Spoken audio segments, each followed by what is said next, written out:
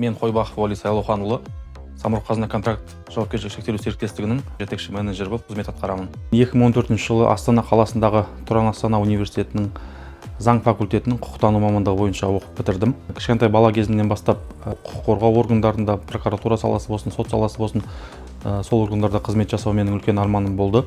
Университет бітіргеннен кейін 10 жылдан аса уақыт мемлекеттік қызметте, соның ішінде сот саласында қызмет атқардым. Университет қабырғасында оқып жүргенде мен үшін ең есте қалған пәндер ол азаматтық және еңбек құқығы пәндері.